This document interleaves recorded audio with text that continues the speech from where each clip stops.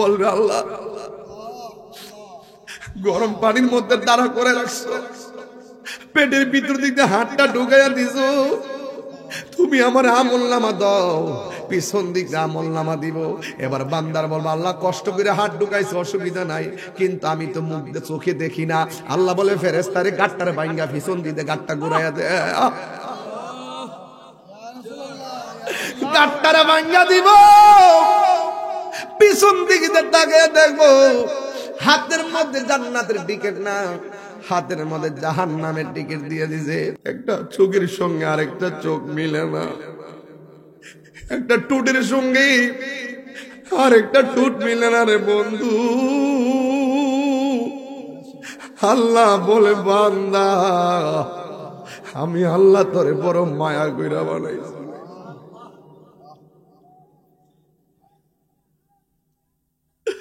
বড় মায়া কইরা তোরে বানাইছি,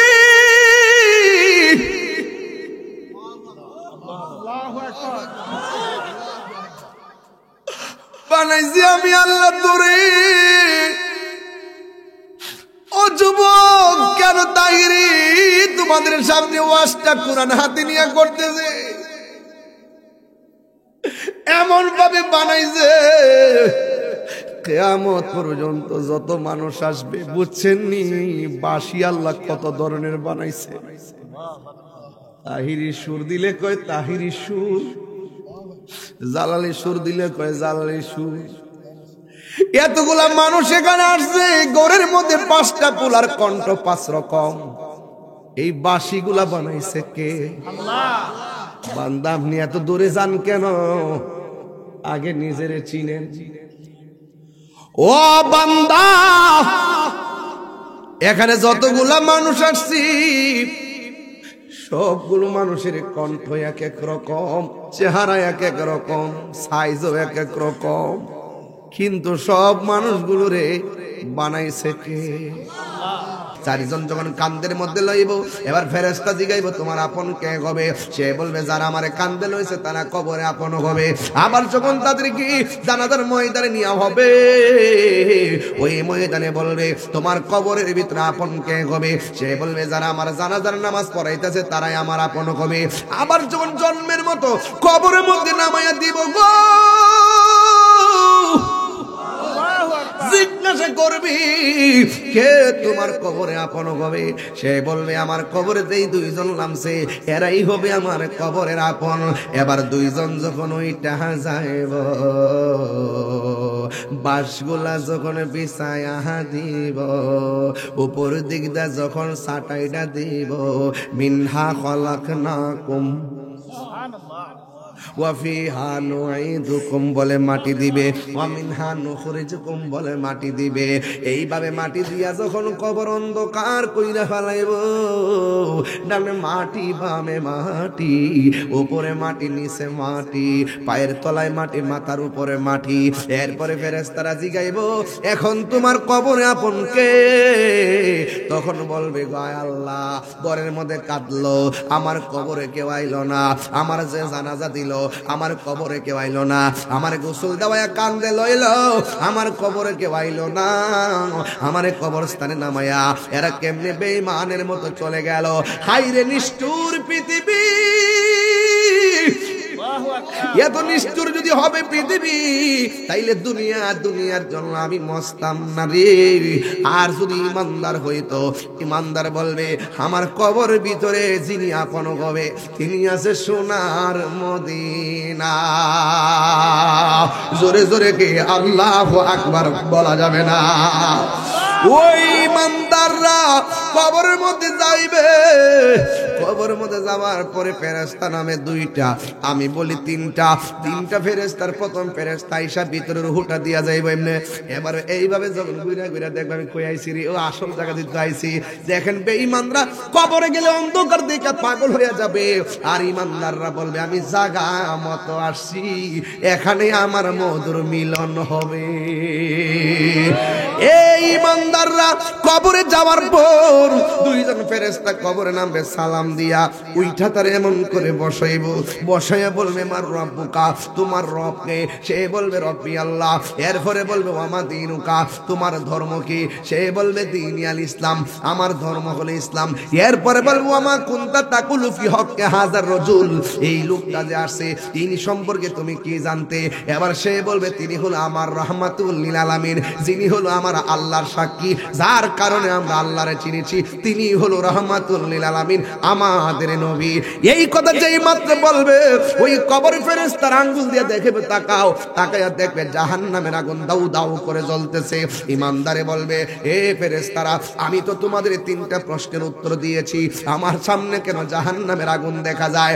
ওই ফেরেশতারা বলবে ও আল্লাহর বান্দা, যদি তুমি আজকে উত্তর দিতে না পারতা, ওই জাহান্নামটা যে বরাদ্দ ছিল এটা তোমারে দেখাইলাম। এবার আল্লাহ ডাক দিয়ে বলে ফেরেশতারা রে, আমার পাগলের সাথে পাগলামি করিস না, তাড়াতাড়ি জান্নাতের ভিতরে যা। জান্নাতের ভিতর দিকে যাইয়া আমার পাগলার জন্য জান্নাতের গালি চাই না, নিচে বিছায়া দাও। যেই মাত্র নিচের মধ্যে গালিচা বিছায়া দিব, ওই জায়গার মধ্যে সে ঘুমায়া যাবে। যখন শুয়া যাবে ওই মুহূর্তে ডান পাশ দিয়া সে তাকাবে, তাকায়া দেখবে এত বড় একটা আলো দেখা যায়। এবার জিজ্ঞাসা করবে আলো রে, আমার কবরে কোনো দিকে ছিদ্র নাই, তুমি কেমনে আমার কবরে ঢুকলা? সে ডাক দিয়া বলবে আমি কোন দুনিয়ার কৃত্রিম আলো নয়, আমি সূর্যের আলো নয়, আমি চাঁদের আলো নয়, আমি তোমার কবরের মধ্যে এসেছি। আমি হইলাম তোমার দুনিয়ার নেক আমল, আল্লাহ আমাকে আলো দেওয়ার জন্য কবরে পাঠাইছে। বাম পাশ দিয়ে আরেকটা আলো জ্বলতেছে, ওই আমারে তুমি চিনো না, আমি হইলাম তোমার দুনিয়ার কোরআন তেলাওয়াত। এরপরে দুই জায়গার আলো তারে আলো দিবি, কবরের মধ্যে অন্ধকার নাই। আল্লাহর পক্ষ থেকে বলবে ঘুমাও ঘুমাও, এমন ঘুম ঘুমায়া যাবে কোটি কোটি বছর ঘুমায়া থাকবে। একমাত্র ইসরাফিলের সিংহা ফু দেওয়ার সময় ওই মুহূর্তে তার ঘুমটা ভাঙবে। এরপরে সে কি বলবে জানেননি? এই মাত্র ঘুমাইলাম, ক্যাডারে আমার ঘুমটা ভাঙছে, চিন্তা করছেননি? কোটি কোটি বছর এক ঘুমে চলে গেছে, ইমানদারে কোনো টের পাই নাই। আল্লাহ বলতেছেন ওয়া মিনহা নুখরিজুকুম তারাতান উখরা, এই কবরের মধ্যে ইমানদার হোক বেঈমান হোক, একদিন ইসরাফিলের সিংহা ফু দিলে ও আখরাজাতিল আরদু আসকালাহা, এই আয়াতের তাফসীরের মধ্যে মুফাসসিরিন کرام বলতেছেন জমিন তার বোঝাগুলো বের করবে। এক তাফসীর লেখছেন স্বর্ণের বোঝা বের করবে, কয়লার বোঝা বের করবে, খনির বোঝা বের করবে। আরেক তাফসীরের মধ্যে লিখেছেন এখানে বোঝা মানে হলো কবরের লাশগুলো, নিচের লাশগুলো তারা উপরে উঠে যাবে। একটা ময়দানের দিকে সবাই হাঁকিয়ে যাবে, ওই ময়দানের নাম হলো হাসরের ময়দান। অনেকে মনে করে হাসরের মাঠটা মনে আসমানের উপরে, কেডা কইছে আসমানের উপর? আপনি জানেন না, হাসরের মাঠটা হলো শাম অথবা সিরিয়ার মধ্যে, ওই জায়গার মধ্যে হাসরের মাঠ হবে। এই মাঠটা একদম তামার মাঠ হবে। ওই মাঠের উপরে আমরা উলঙ্গ অবস্থায় একজন একজন করে যাব। আগুনে যে পুরাইছে আগুন থেকে বের হয়ে যাবে, পানির মধ্যে যে ডুববা মারা গেছে পানি থেকে বের হবে, কবরে যে ঢুকছে কবর থেকে বের হবে। এমন ভাবে তারা বের হয়ে ওই মাঠের মধ্যে যাবে। মাথার 8 বিঘা উপরে সূর্যটা থাকবে, নিচে হলো তামার মাটি আর মাথার উপরে হলো সূর্য। ওই যখন তামার মাটি আর সূর্যের মিশ্রণে ওখানে যাবে, মাথার 8 বিঘা উপরে সূর্য থাকবে। আল্লাহ বলতেছেন ওয়া মিনহা নুখরিজুকুম তারাতান উখরা, তোমাদেরকে কবর থেকে বের করে হাসরের ময়দানে নেওয়া হবে। উখরা মানে হলো শেষ বিচারের দিন, আখিরাত মানে মৃত্যুর পরিবর্তে জীবন। উখরা মানে হলো শেষ দিবসের দিন। আয়েশা সিদ্দিকা ডাক দিয়ে কয় নবী গো, উলঙ্গ অবস্থায় একটা ময়দানে গেলে তাইলে একজন আরেকজনের দেখবো। আমার নবী বলে আয়েশা না না, একজন আরেকজনের দেখবে না রে, কবর থেকে উঠানোর সময় গাটটা বাঁকা কইরা দিব, মাথার 8 বিঘা উপরে সূর্যটা থাকবো, মাথার খুলিটা সেকেন্ডে উইরা যাইব। কেউ গিরা পানিতে সাঁতার কাটবে, কেউ হাঁটু পানিতে সাঁতার কাটবে, কেউ কোমর পানিতে সাঁতার কাটবে, কেউ গলা পানিতে সাঁতার কাটবে। যার গুনাহ যেমন তার শরীর থেকে পানি ঝরব তেমন। ঠিক এই পানিটা কেমন জানেননি? দুনিয়ার আগুনটা যত গরম, এর চাইতে 70 গুণ গরম হলো সেই পানিটা। ওই পানির মধ্যে পা দিয়া দাঁড়ায়া থাকবো 100 বছর, 50,000 বছর দাঁড়ায়া থাকবো। একদিন না, 2 দিন না, ওই দিনগুলো আমাদের আমাদের দিনের মতন না, 50,000 বছর দাঁড়ায় থাকবে, মাথার উপরে সূর্য থাকবে, এমন কোন নবী নাই। আল্লাহরে বলবে, আল্লাহ বিচার কাজটা শুরু করো। একমাত্র একজন আল্লাহরে বলবে, আল্লাহ বিচার কাজটা শুরু করো। যার কথার দ্বারা হাসরের ময়দানে বিচার কাজ শুরু হবে, তিনি হলো রহমাতুল লিল আলামিন। ওই ময়দানে দাঁড়ায় থাকবে। এবার দেখেন, পোল্ট্রি মুরগি মেশিনের ভিতরে দিলে যেমন করে পাখনাগুলো খুলে যায়, গরম পানির মধ্যে হাঁসটা ফেললে যেমন করে পাখাগুলো খুলে যায়, এমন ভাবে বডির গোশতগুলো হাড্ডি থেকে আলাদা হয়ে যাবে, কঙ্কাল হয়ে দাঁড়ায় যাবেন। মার সামনে দিয়ে ছেলে যাবে, সন্তানকে পরিচয় দিবে না, মা সন্তানের পরিচয় দিবে না। সবার জবানে একটা মাত্র স্লোগান, নাফসি নাফসি নাফসি বলে কাঁদবে। আজরাইল শিয়া যখন হস্তে দিবা ধরি, তখন আমার মনা ভাই করবা লুকালুকি, আমি জানিলাম না গো আল্লাহ মরণের কত দিন বাকি, আমার মরণের আমি জানিলাম না গো আল্লাহ মরণের কত দিন বাকি, আর 40 দিনের আগে বাইরে মৌতের নিশানি। 40 দিনের আগে বাইরে মৌতের নিশানি, জমদূতে বা ইন্দানি চোখে দিয়ায়ান দিয়া, আমি জানিলাম না গো আল্লাহ মরণের কত দিন বাকি, বলুন মরণের জানিলাম না গো আল্লাহ মরণের কত দিন বাকি, আর হায়াত হইল হাতে বাইরে মত হইল পায়ে, হায়াত হইল হাতে বাইরে মত হইল পায়ে, যেই জায়গা যার মরণ লেখা সেই জায়গা সে মরে, আমি জানিলাম না গো আল্লাহ মরণের কত দিন বাকি। Birampur HD media, the Islamic YouTube channel. গভীর মনোযোগ। এই কুরআনুল কারীমের সূরা তাহার 55 নম্বর আয়াত থেকে ওয়াজ করতে বলছে। আমি হাফেজ নাই জন্য আমি কোরআন থেকে আয়াতটা বের করছি। এই কোরআনটা খোলার আগে আমি দেখলাম এই প্রথম পৃষ্ঠার মধ্যে একটা আয়াত শরীফ লেখা আছে। আল্লাহ রাব্বুল আলামিন বলে দিয়েছেন, যালিকাল কিতাবু লা রাইবা ফীহি। এই কোরআনটা হলো এমন একটা গ্রন্থ যে গ্রন্থের মধ্যে যাররা পরিমাণ কোনো সন্দেহ নাই। এই কোরআনের ভিতরে কোনো সন্দেহ আছে? তাইলে আমার যে আয়াতটা বেঁধে দিয়েছেন ওই আয়াতের মধ্যে কোনো সন্দেহ আছে? যদি কেউ বলে কোরআনের জেরে সন্দেহ আছে, তার ঈমান আসেনি। কোরআনটা কি নবীর কালাম না আল্লাহর কালাম? এ বন্ধুরে, নবীর কথায় হাকিকতে আমার আল্লাহর কথা। কারণ নবী হলো আল্লাহ দেখার আয়না, নবী হলো আল্লাহর সাক্ষী। কথা বলেন ঠিক কিনা?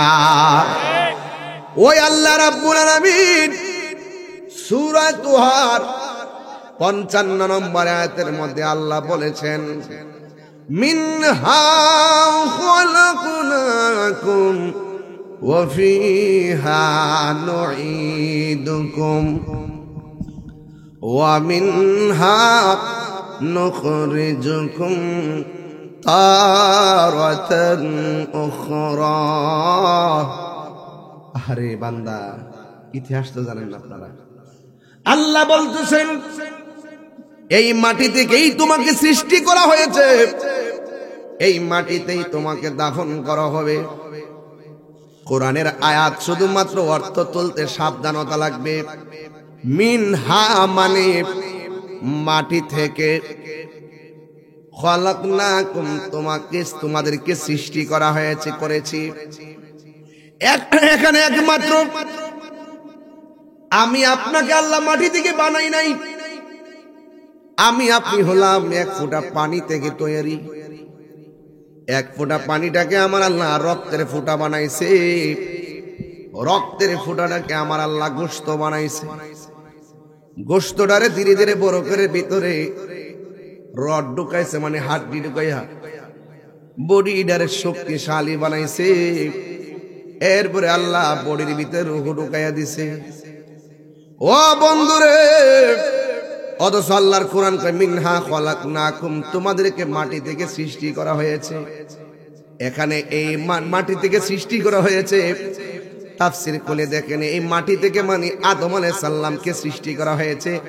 আমরা আদমের সন্তান, এই জন্য আমার আল্লাহ রাব্বুল আলামিন এখানে মিনহা খালাকনাকুম মানে আদম আলাইহিস সালাম।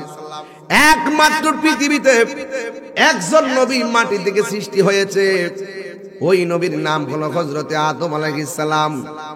আর কোন নবীকে আল্লাহ মাটি থেকে সৃষ্টি করে নাই। ঈসা নবী হলো জিবরাইল আলাইহিস সালামের ফুৎকার। আদম নবীর আব্বাও নাই, আদম নবীর আম্মাও নাই, মা হাওয়ার আব্বাও নাই, মা হাওয়ার আম্মাও নাই। আমার আব্বাও আছে, আমার মাও আছে। এর দ্বারা প্রমাণ হয়ে গেল আমার আল্লাহ মা বাপ ছাড়াও পারে, আবার বাপ ছাড়াও শুধুমাত্র পারে, আবার বাপ মা দিয়াও পারে। এই জন্য যুবক যারা বলে মানুষের ঘর মানুষ হয়, তাইলে আমি বলতাম চাই, বিবি মরিয়মের স্বামীর নাম কি বলতে পারবেন না? স্বামী ছাড়া আমার আল্লাহ তার পেটের মধ্যে সন্তান দিছে। জোরে জোরে কি সুবহানাল্লাহ বলা যাবে না?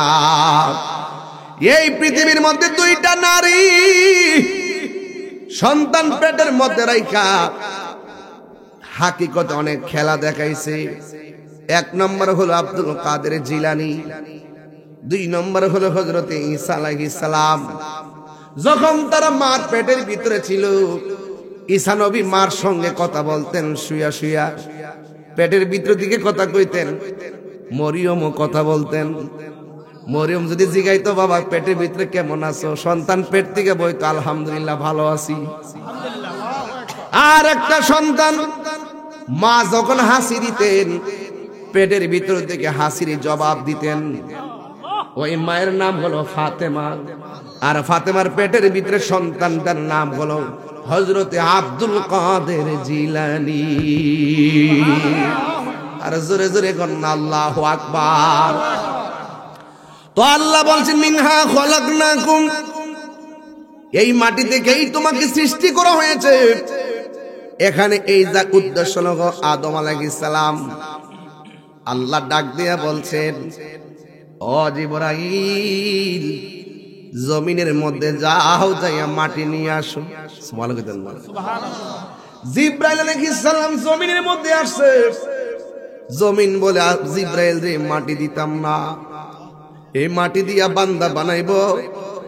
এই বান্দা আমি মাটির বুকের মধ্যে হাঁটতে হাঁটতে আল্লাহর সঙ্গে নাফরমানি করব, এটা আমি মানতে পারবো না।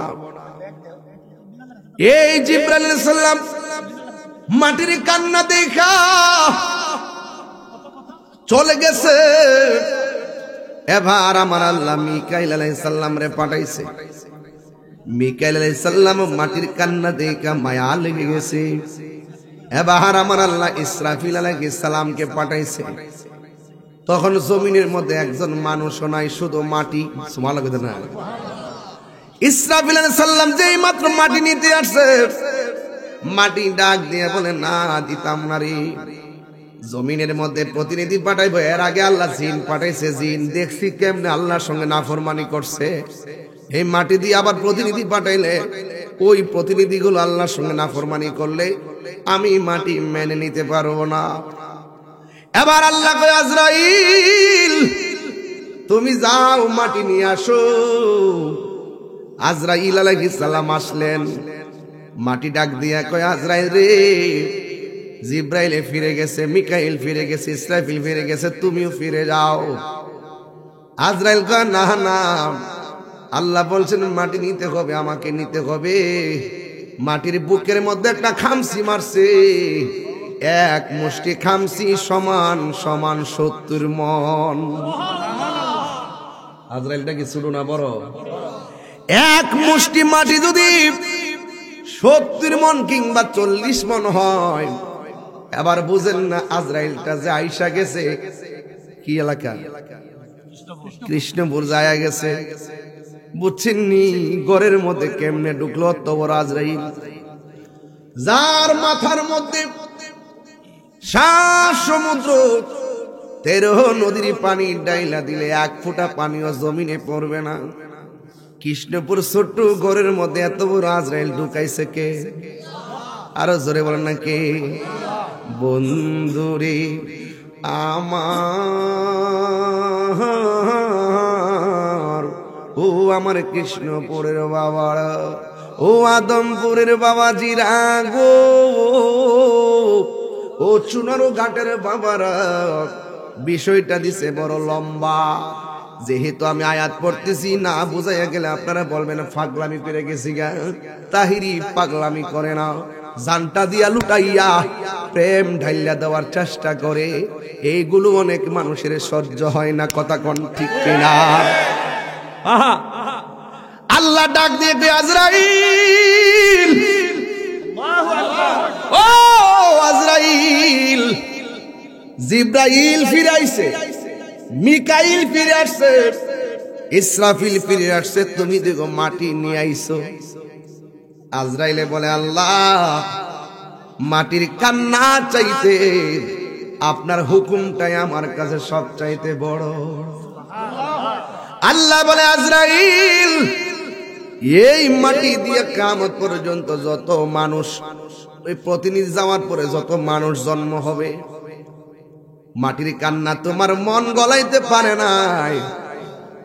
ওই মানুষের রূহটা কবজ করবা, ডানে আপনজন বামে আপনজন থাকবে, তোমার মন গলাইতে পারবে না। তুমি আমার হুকুম পালন করার দায়িত্বটা আমি আল্লাহ তোমার দায়িত্ব দিলাম, সব মানুষের রূহ কবজ করার দায়িত্ব আমি আল্লাহ তুমি আজরাইলকে দিয়া দিলাম। আল্লাহু আকবার। এবার আল্লাহ বলে ফেরেশতারা রে, আদম বানা। কি বানা? আদম বানা। ফেরেশতারা পায়ের তলা থেকে গলা পর্যন্ত বানাইয়া, যেই মাত্র গলার উপরে ধরবা আল্লাহ কয় কিফ, থামো। নিচের দিকে গলা পর্যন্ত তোমরা বানাইছো, নকশাটা বানাইছো, আর আমি আল্লাহ বান্দার গলা দেখি চেহারাটা আমি আল্লাহ নিজের হাত দিয়া বানাবো। আল্লাহ রাব্বুল আলামিন কুদরতি হাত দিয়া খলাকুতু বিয়াদাইয়া, আল্লাহ রাব্বুল আলামিন নিজের হাত দিয়া বান্দার চেহারাটা বানাইছে। আমার পাশে হুজুর বসা, আমার পাশে হাবিব ভাই বসা, আমার বাবার নাম যে কি জানি না, হ্যাঁ, নূর তালুকদার সব বসা। দেখেন বয়সের তালে এক একজনের বডি স্ট্রাকচার একরকম হয়ে গেছে। ওনার বয়স একটু বেশি, ওনার নমুনাটা এমন হয়ে গেছে। এরপর আমার ভাইজান এমন হয়ে গেছে, আমি এমন হয়ে গেছি, ভাইজান এমন হয়ে গেছে। এই দেখেন ওনারও নাক আছে, আমারও আছে, ওনারও চোখ আছে, তালুকদার সাহেবেরও চোখ আছে। একটা চামড়ার সঙ্গে আরেকটা চামড়া মিলে না, একটা নাকের সঙ্গে আরেকটা নাক মিলে না, একটা চোখের সঙ্গে আরেকটা চোখ মিলে না, একটা টুটের সঙ্গে আরেকটা টুট মিলে না রে বন্ধু। আল্লাহ বলে বান্দা, আমি আল্লাহ তোরে বড় মায়া কইরা বানাইছি।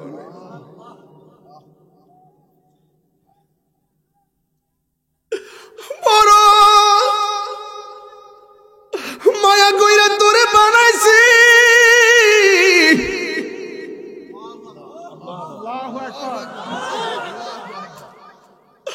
বানাইছি আমি আল্লাহ তোরে। ও যুবক, কেন তাহিরি তোমাদের সামনে ওয়াজটা কোরআন হাতে নিয়ে করতেছে? এমন ভাবে বানাইছে কিয়ামত পর্যন্ত যত মানুষ আসবে বুঝছেন নি বাঁশি আল্লাহ কত ধরনের বানাইছে। তাহিরি সুর দিলে কয় তাহিরি সুর, জালালি সুর দিলে কয় জালালি সুর। এতগুলা মানুষ এখানে আসছে, গড়ের মধ্যে 5টা পুলার কণ্ঠ 5 রকম। এই বাঁশিগুলা বানাইছে কে? আল্লাহ। বান্দা আপনি এত দূরে যান কেন? আগে নিজেরে চিনেন। ও বান্দা, এখানে যতগুলা মানুষ আসছি সবগুলো মানুষের কণ্ঠ এক এক রকম, চেহারা এক এক রকম, সাইজও এক এক রকম, কিন্তু সব মানুষগুলোরে বানাইছে কে? আল্লাহ বলে আমি তোরে বানাইছি। দেখেন এই গলা থেকে সব হিসাব কিতাব। আল্লাহকে ডাকার জন্য, শোনার জন্য আল্লাহ কান দিছে, মুখটা দিছে বলার জন্য, চোখ 2টা দিছে সুখ দেখার জন্য। মুখটা বন্ধ হয়ে গেলে নাক দিয়া শ্বাস ফালান, নাকটা বন্ধ হয়ে গেলে মুখ দিয়া শ্বাস ফালান। এই জায়গার মধ্যে একটা কপাল দিছে। আল্লাহ বলে বান্দারে তোরা গুনাহ করবি আমি আল্লাহ জানি।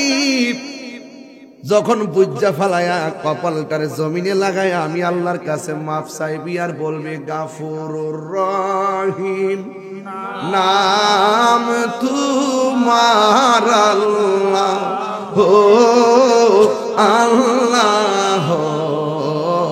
এই দিলে নাম করে বলেন আল্লাহ গাফুরুর রহিম, সাউন্ড একটু বাড়াও, আল্লাহ হো আল্লাহ। একবারে কবরবাসী খুশি হবে, বলেন গাফুরুর রহিম আল্লাহ হো আল্লাহ।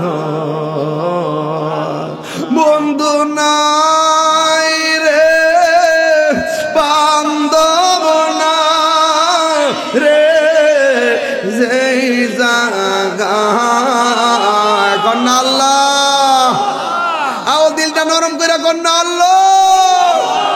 ওরে বন্ধু নাই রে, বান্ধব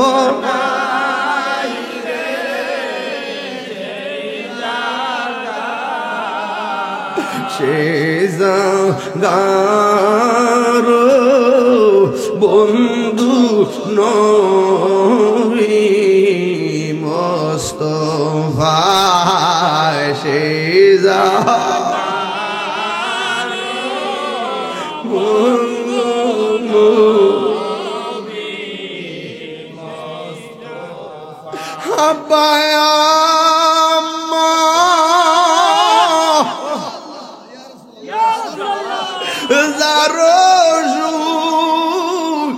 সে মাবুদ কবরে মাবগো রে নাও দয়াল নবীর খাতিরে আল্লাহ।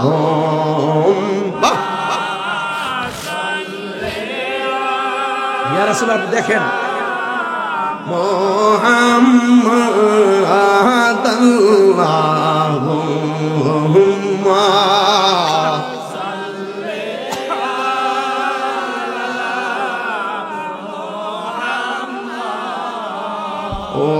আলা আলি সাইয়্যিদিনা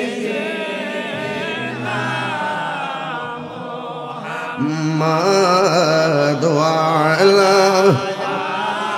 আলি সাইয়্যিদিনা মুহাম্মদ। কবরেরই আযাব যদি মানুষ দেখিত কন্যা আল্লাহ, আও দিলটা নরম করে কন্যা আল্লাহ। কবরেরই আযাব যদি মানুষ দেখিত গীত গরবারি সারি পাগল হয় ইত গরবা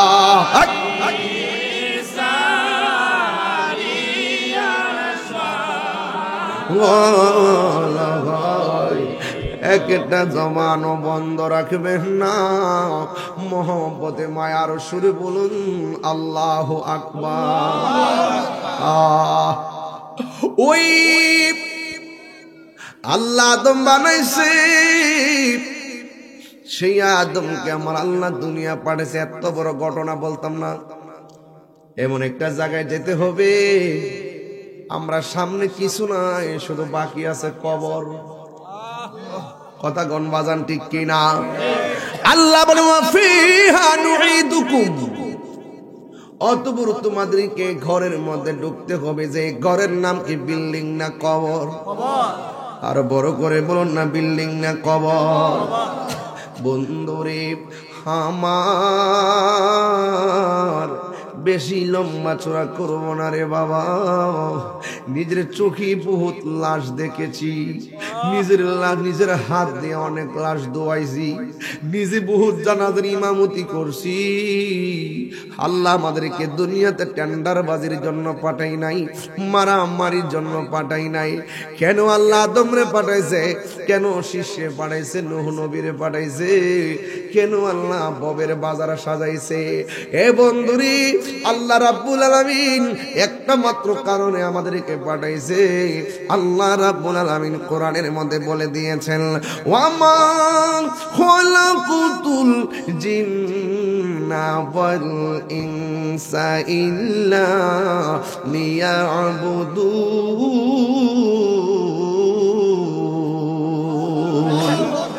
আল্লাহ বলেন, আমি মানুষ এবং জিন জাতিকে সৃষ্টি করেছি একমাত্র আমি আল্লাহর গোলামি করার জন্য। আমার আল্লাহর গোলামি করার জন্য মানুষ এবং জিন জাতি পাঠাইছে। এ বন্ধুরে, দুনিয়ার মধ্যে আমরা এসেছি, আমার মার গর্ভে আমি ছিলাম, আপনি আপনার মার গর্ভের মধ্যে ছিলেন। সেখান থেকে আমরা দুনিয়ার জমিনে এসেছি, ওয়া ওয়া বলে কেঁদেছি। দেখবেন শতকরা 100 জন সন্তান দুনিয়াতে আসার সময় মোট কইরা আসে, মোট কইরা, কিন্তু যাওয়ার সময় মোট 2টা খুলনা দুনিয়া থেকে বিদায় হয়ে যায়। বিদায় হওয়ার আগে জীবনে কত জামা গায়ে লাগাইলাম, দেখবেন সব জামার মধ্যে শুধুমাত্র পকেট আর পকেট, কিন্তু সেলাই আর সেলাই, কিন্তু জীবনের শেষ জামাটার মধ্যে কোনো পকেট থাকে না রে বাবা। এর মানে বোঝা গেল, আসছি খালি যাইমো খালি, আইসি ন্যাংটা যামো ন্যাংটা, হাসরের ময়দানে উঠবো ন্যাংটা। কথা বলেন ঠিক কিনা? এ বন্ধুরে, এই দুনিয়ার মধ্যে আপনি এসেছেন, আল্লাহ রাব্বুল আলামিন বলে দিয়েছেন, কাইফা তাকফুরুনা বিল্লাহি ওয়া কুনতুম আমওয়াতান ফাআহইয়াকুম সুম্মা ইউমীতুকুম সুম্মা ইউহয়ীকুম সুম্মা ইলাইহি তুরজাউন।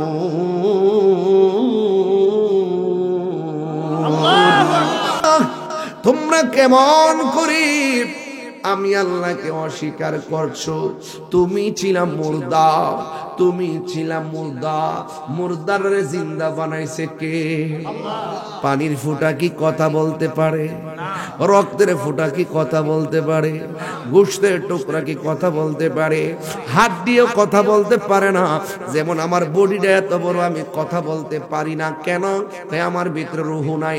রুহু আছে, বাস কণ্ঠ বের হয়ে যাবে। কথা বলেন ঠিক কিনা? আল্লাহ বলে, তুমি তো ছিলে মুর্দা, আমি আল্লাহ তোমারে জীবন দিয়েছি। জীবন দেওয়ার পরে কেউ এমপি, জীবন দেওয়ার পরে কেউ মন্ত্রী, জীবন দেওয়ার পরে কেউ চেয়ারম্যান, জীবন দেওয়ার পরে কেউ পিসাব, জীবন দেওয়ার পরে কেউ ইমাম সাহেব, জীবন দেওয়ার পরে কেউ ভক্তা, জীবন দেওয়ার পরে কেউ ব্যবসায়ী, জীবন দেওয়ার পরে কেউ ওসি, জীবন দেওয়ার পরে কেউ ডিসি। আমার আল্লাহ বলেন আমি আল্লাহ জীবন দেওয়ার পরে তুই টিনের ঘরের মালিক, জীবন পাইছি কেউ টিনের ঘরের মালিক, জীবন পাইছি কেউ বিল্ডিং ঘরের মালিক, জীবন পাইছি কেউ বস্তির মালিক, জীবন পাইছি কেউ ভাঙ্গা ঘরের মালিক। আল্লাহ বলে তোরে আমি যাই বানাইছি, আমি আল্লাহ তোরে ক্ষমতা দেই, আমি আল্লাহ তোর কাছ থেকে ক্ষমতা ছিনায় নেব। আমি আল্লাহ যারে করি ক্ষমতা দান করি, যার কাছ থেকে ইচ্ছা আমি ক্ষমতা ছিনায় নেই। ও বান্দারে তোমার আমার কোনো বাহাদুরি নাই, জবানটা খুলে বলে যাই অর্জন করেছি দেওয়ার মালিককে। আরে আমি তাহিরি কণ্ঠ দিয়ে কি অহংকার করব? জীবনে বহুত কণ্ঠওয়ালা দেখছি, এখন আর কথা বলতে পারে না। অনেক কণ্ঠ শিল্পী দেখছি, ওই যে দেখছেন কয়েকদিন আগে পাগল হাসান নামে একজন গান গাইতো, দেখেন রুড অ্যাক্সিডেন্টে মইরা গেছে। কত কণ্ঠ, কত হুজুর। নোমান উসমানী সেমান সুন্নি জামাতের বিশাল বড় আলেম, তিনি রোড অ্যাক্সিডেন্টে মারা গেছে। ও বন্ধু, বন্ধু রে, নিঃশ্বাসের কোনো বিশ্বাস নাই। এই মুহূর্তে আমাদের মরণ হতে পারে কি পারে না? এই মুহূর্তে মরণ হতে পারে কি পারে না? এই মরণটাকে সাধারণ নাকি রে বাবা? আল্লাহ বলে বান্দা আমি আল্লাহ তোরে যা দিয়েছি সব কিছু আমি আল্লাহ একটা থাবা দিয়া স্টপ করে দিব। ওই থাবার নাম হলো মৃত্যু। মরণ হয়ে গেছে, আমাকে আর তাহির হিসাব বলবে না, আমার ঘরে বলবে লাশ, বাহিরে বলবে লাশ। লাশের পানি আন, লাশের খাট আন, লাশের কাফন আন, লাশের দর, লাশের নামা। মরহুমের লাশ ঈদগায় এসে গেছে, তাহির হিসাব ঈদগায় আসছে, সেকেন্ডের ভিতরে সব পদবি শেষ হয়ে সব শেষ হয়ে যাবে। এই জন্য আমি বলেছি ফুলের সৌরভ, মানুষের গৌরব চিরদিন থাকে না। আমার মরণের কতদিন বাকি আমি জানিলাম না গো, আমার হিরণের কতদিন বাকি, আমার মরণের কতদিন আমি জানিলাম না গো আল্লাহ, মরণের কতদিন বাকি।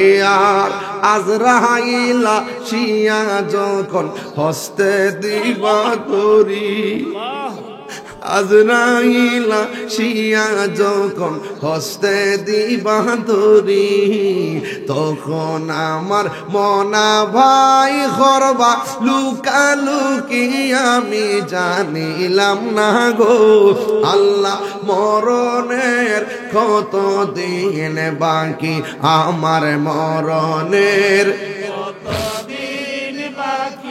আমি জানিলাম না গো আল্লাহ, মরণের কতদিন বাকি। আর 40 দিনের আগে বাইরে মৌতের নিশানি, 40 দিনের আগে বাইরে মৌতের নিশানি। জমদূতে বা ইন্দানি চোখে দিয়ায়ান দিয়া আমি জানিলাম না গো আল্লাহ, মরণের কতদিন বাকি বলুন, মরণের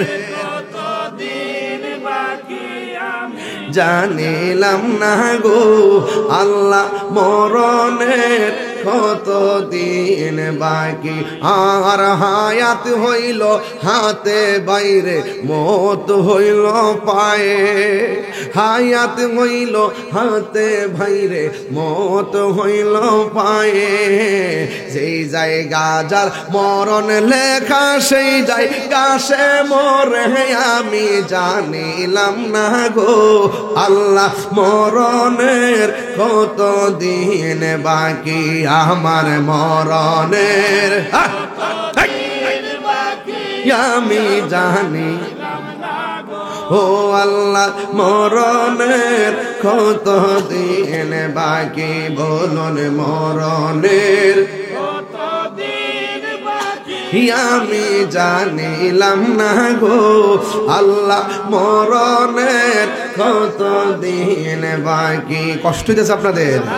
এই মুহূর্তে মরণ হতে পারে কি পারে না? এই সবাই নিঃশ্বাসের কোনো বিশ্বাস? হায়াতের মালিককে আর বড় করে বলুন, হায়াতের মালিককে। ও পুরে কি বুঝাইতাম, আমার আব্বা যখন অসুস্থ হয়েছে কোথায় জানেননি? নাসিরউদ্দিন শিপাশালার মাজার জিয়ারতে আইসা অসুস্থ হওয়ার পরে সোনারগড় জরুরি ভাবে নিছে। আমি হসপিটালে আইছি স্বাস্থ্য সেবা। এখান থেকে বাড়িতে নেওয়ার পরে একদম ভালো। ওখানে যাওয়ার পরে বাবারে মাহফিলে পাউরিতে রাইকা মাহফিলে গেছি। হঠাৎ করে বায়ে ফোন দিয়ে কই অসুস্থ। আমি ইমার্জেন্সি অ্যাম্বুলেন্স পাঠাইয়া ঢাকায় রওনা দেওয়াইছি।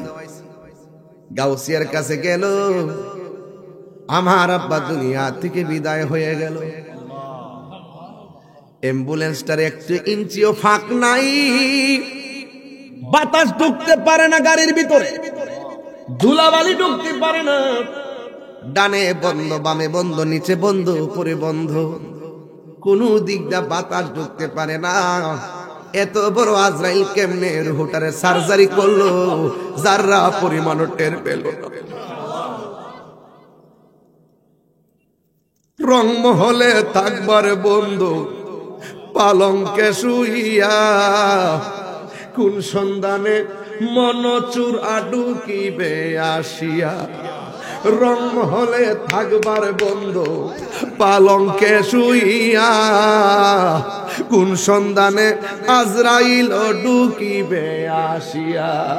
দুয়ারে প্রহরী থইয়া প্রবেশ করলো কেমনে, দুয়ারে প্রহরী থইয়া প্রবেশ করলো কেমনে। আর কি দেখা হবে রে কৃষ্ণপুরবাসী জীবনে, মায়া নিদন হারাইলাম ঘুমের ঘরে স্বপনে, মায়া নিদন হারা ঘুমের ঘরে স্বপনে। আর কি দেখা হবে লসই জীবনে। জোরে জোরে কি আল্লাহু আকবার বলা যাবে না? কষ্ট হচ্ছে বাজান, একদম টু দা পয়েন্ট আজ কথা হবে। আমি শুরুতেই বলছি আয়াতটা বড় হৃদয় বিদারক। এই আয়াতটা কিন্তু সূরা তুহার 55 নম্বর আয়াতে। ও বন্ধুরে, সূরা তুহার 55 নম্বর আয়াতে মিনহা খলাকনাকুম, এখানে আমি ওয়াজ চলতেছে। আল্লাহ আমরারে বানাইছে, মায়া কইরা বানাইছে। সেই মায়ার বান্দারে চিরদিনের জন্য নিয়ে যাইব। আমার আল্লাহ বলবেন জানিয়া। এই জন্য আমার যুবক ভাইয়ের আল্লাহ কয়, আমি একটা থাবা দিব, সুম্মা ইউমিতুকুম, মরণের থাবা। এই থাবাটা মাটির নিচেও দিতে পারি, এই থাবাটা আসমানের উপরে দিতে পারি। দেখবেন জমিন থেকে যখন হেলিকপ্টারটা উপর দিয়ে উঠে, বিমানটা যখন দেশ থেকে বিদেশ যায়, ওঠার সময় পাইলটে সুন্দর করে দোয়া করে, আল্লাহ আল্লাহ ভরসা করে উপরে উঠে। ওখানে যাওয়ার পরে আল্লাহ ছাড়া কোনো উপায় নাই। ও বন্ধু, আমার নবী, আপনার নবী বলতেছেন মরণ বড় কঠিন। আমি যখন মেরাজের মধ্যে গেলাম, আল্লাহ আমারে অনেক আযাব দেখাইছে। আযাব দেখার মধ্যে একটা আযাব দেখছি, দোজখের ভিতরে বেশিরভাগ মহিলারা। নবীরে জিজ্ঞাসা করলো, নবী গো, দোজখের মধ্যে মহিলারা কেন বেশি? আমার নবী বলেন, দুইটা কারণে মহিলারা বেশি। এক নম্বর, ওরা বেশি বেশি লানত দেয়। দুই নম্বর, তারা নাশুকুর। রাসূলুল্লাহকে প্রশ্ন করে, নবী গো, তাইলে মহিলারা জাহান্নাম থেকে বাঁচার উপায় কি? আমার নবী বলেন, তারা যেন বেশি বেশি দান সদকা করে। আর আমার নবী বলেন, আমি বেহেশতের মধ্যে গিয়েছি, বেহেশতে যাওয়ার পরে দেখলাম যে রুমের মধ্যে ঢুকি, ওই রুমের মধ্যে হযরতে বেলালের পায়ের আওয়াজ শোনা যায়। আমার আল্লাহ আমার অনেক আযাব দেখাইছে, সব চাইতে বড় কঠিন আযাব দেখছি কবরের আযাব। কারণ এই কবরটা হলো আখিরাতের প্রথম মঞ্জিল। নবীর একজন সাহাবী, কইতাম নি বাজান, ঘটনা যাইতাম ইনশাআল্লাহ। নবীর একজন সাহাবী যার নাম, যিনি আমার নবীর দুইটা মেয়েকে বিয়ে করেছেন। একজনের নাম হলো কুলসুম, আর একজনের নাম হলো রুকায়া।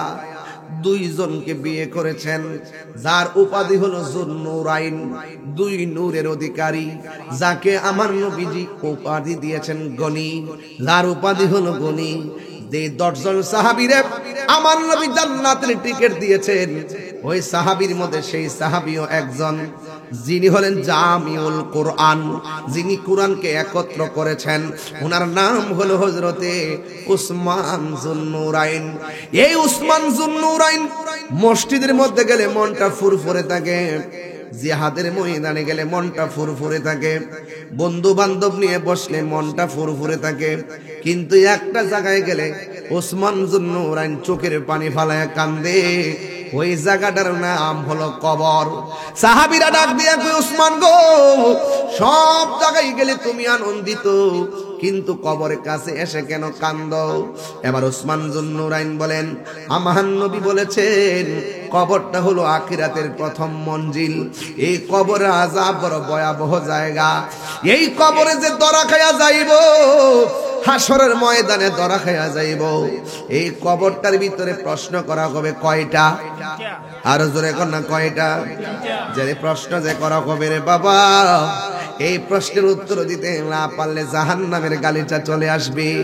আমার নবীর সাহাবী উসমান যুন্নুরাইন বলেন, আমি ওই কবরের উত্তর দিতে পারবো কি পারবো না, এই জন্য আমি চোখের পানি ফালায়া ফালায়া কান্দি। অথচ উসমান যুন্নুরাইন ছিল জান্নাতের 10 জন সাহাবী, জান্নাতের 10 জনকে নবী টিকিট দিয়েছেন।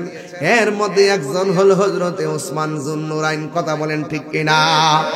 ওই উসমান যুন্নুরাইন যদি কবর আযাবের কথা চিন্তা কইরা চোখের পানি ফালায় ফালায় কানতে পারে গো, তাইলে আমরা সবাই চোখের পানি ফালাইবার দরকার আছে না নাই? একটু খেয়াল করে দেখেন, আমি কবর ওয়াজ করি, কিছু কিছু পোলাপান উঠটা উঠটা যায়, ওরার মনে হয় মরার কোনো ভয় নাই। আরে ভাই, তুই যাস কি লাইগা?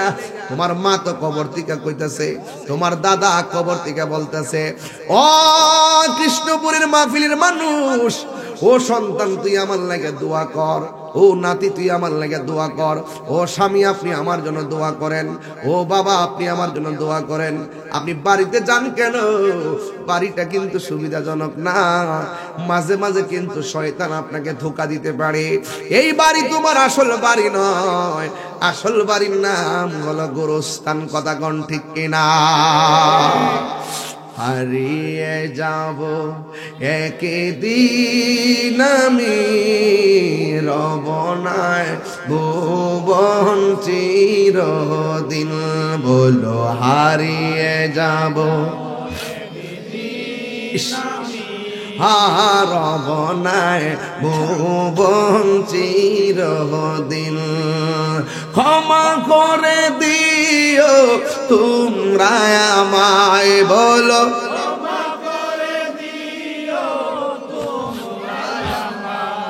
আহা ভুল করি থাকি যদি কোনো দিন, হারিয়ে যাব একদিন আমি, রবনায় ভুবন চিরদিন।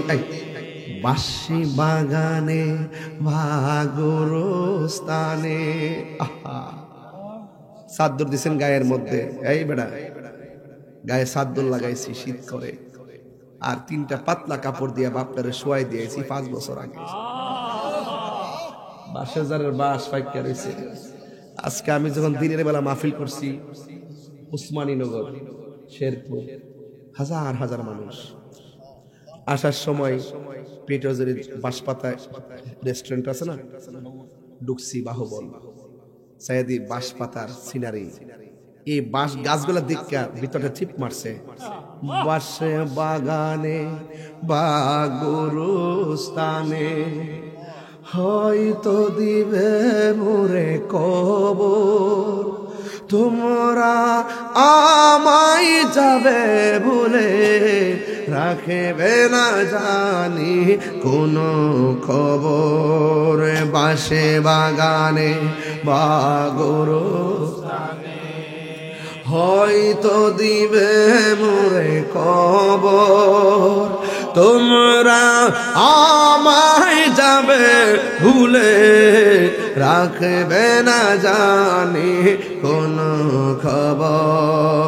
পড়বে কি মনে আমার কথা, ফেলবে কি অস্ত্র কোনো দিন, হারিয়ে যাব একদিন আমি, রবনায় ভুবন চিরদিন। বলো হারিয়ে যাব একদিন আমি, রবনায় ভুবন চিরদিন। ক্ষমা করে দিও তোমরা আমায়, বলো ক্ষমা করে দিও তোমরা আমায়, ভুল করে থাকি যদি কোনো দিন, হারিয়ে যাব আর রবনায় ভুবন চিরদিন। আমার গজলের অর্থ তো বুঝেন না আপনারা, শুধু সুর না মিলাইছেন, এটার ভিতরে হাকিকত আছেনি। আপনি এই মুহূর্তে যদি মারা যান, আপনার লাশটা জানাজার মাঠে নিবনি, কেউ চাচা নিবনিও নিয়া কি আপনি কথা বলতে পারবেন? আপনি লাশ শুনে কথা বলতে পারবেন? একজন লোক একটা দাঁড়াইবে,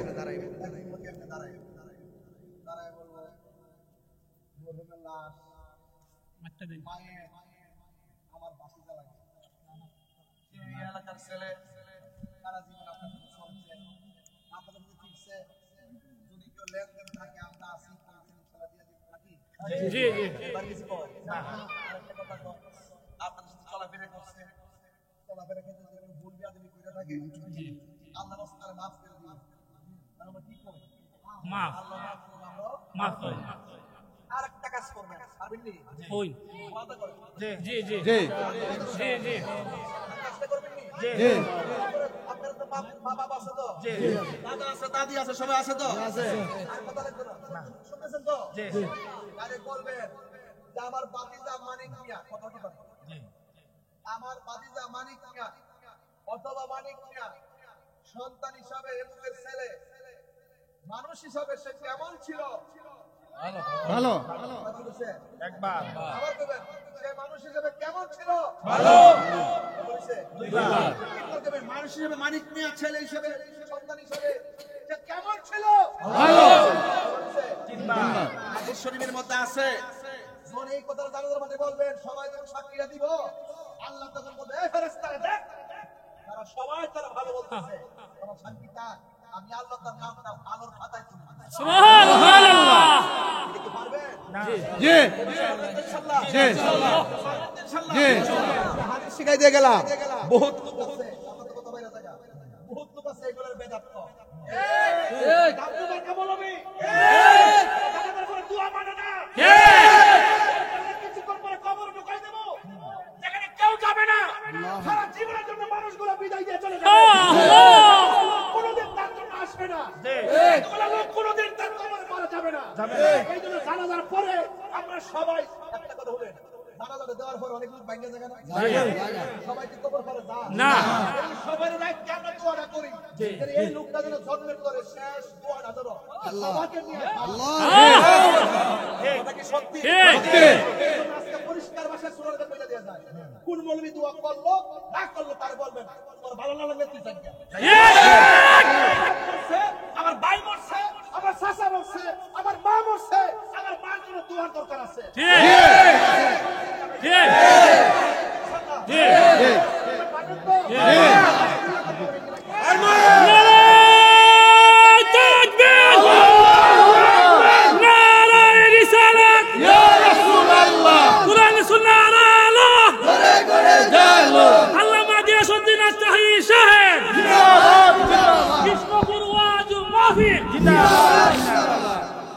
আমার কথারে তিতা লাগে, তিতা নিয়েন না।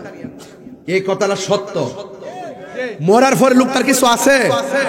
আমরা কম আল্লাহ কন্যা আল্লাহ আও বাপ মা কবর আসিনিও একটু চেহারাটা মুখটা আনেন না, আও দাদার চেহারাটা ভুলে যেতেছেন গা, চেহারাটা চোখের মধ্যে আনেন না, আও ভাইয়ের চেহারাটা ভুলে যেতেছেন গা, বাপের চেহারাটা ভুলে যেতেছেন গা, চেহারাটা চোখে বাসায় কন্যা আল্লাহ আল্লাহ আমার আব্বা আমার গুনাহ মাফ করে দাও। আমিন কন্যা কেন? আরো জোরে কেন আমিন। এখন আরেকটা কথা, কথাটা যে জন্য উঠছিলাম, আমরা কি বলি চলাফেরা করছে যদি কোনো ভুল বেয়াদবি করে থাকে মাফ করে দিবেন, এটাকে আমরা লাশ যে লাশ হ্যাঁ ক নাকি গার্জিয়ান ক? তো আমরা কি এখন মরছি কেউ? তাহলে একজন আরেকজনের কাছে মরবার আগে ক্ষমা চাইলে অসুবিধা দিব?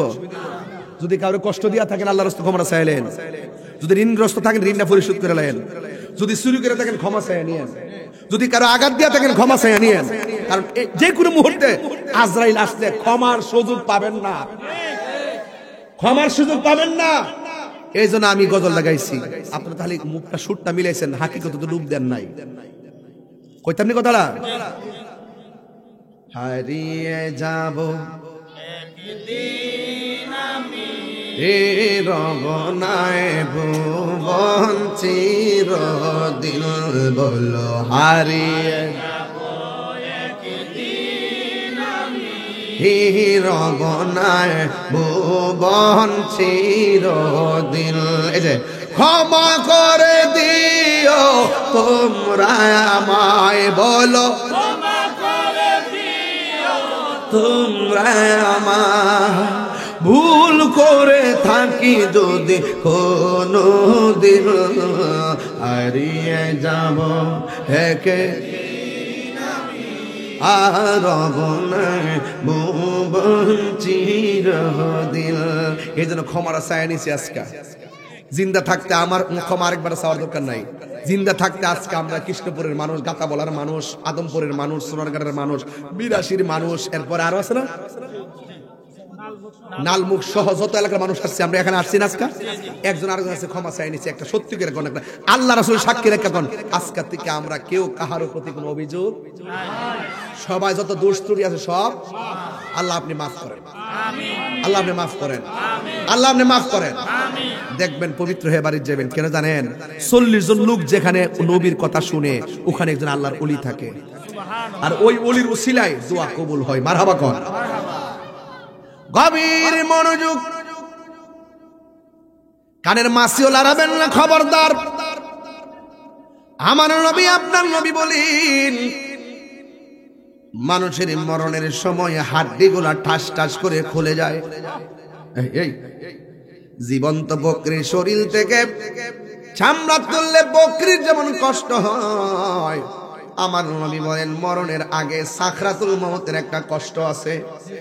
সাকরাতুল মউত বুঝেননি?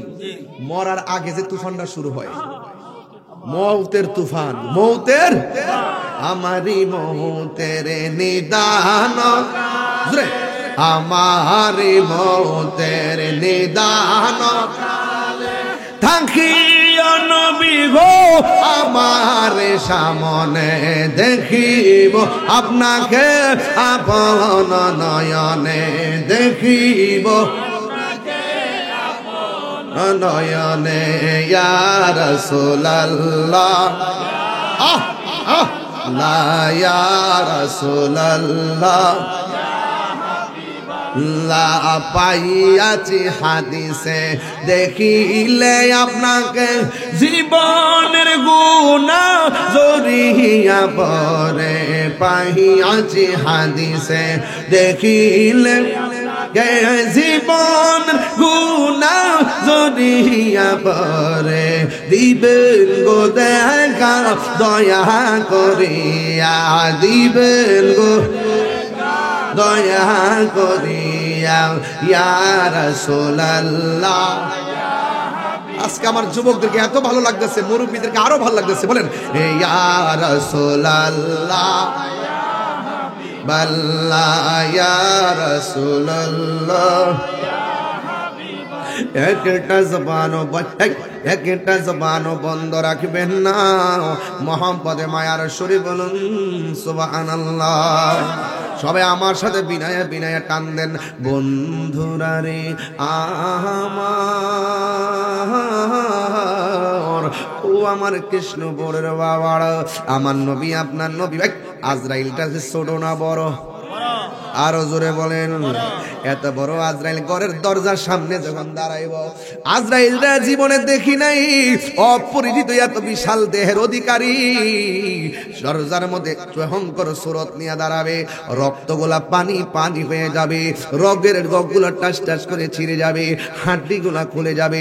দেখবেন মানুষ মারা যাওয়ার পরে কয়েক ইঞ্চি লম্বা হয়ে যায়, তার গিরাগুলো সাইরা দে, শরীরটা সাইরা দে। ও বন্ধুরে, ওই মুহূর্তে আজরাইলের থাবাটা দেখা মানুষ এমন তৃষ্ণার্ত হইয়া যাবে, তার মুখের ভিতরে 7 সমুদ্র 13 নদীর পানি ডাইলা দিলেও পানি তৃষ্ণা মিটবে না গো। এমন ভাবে আজরাইলে দাও মারবে।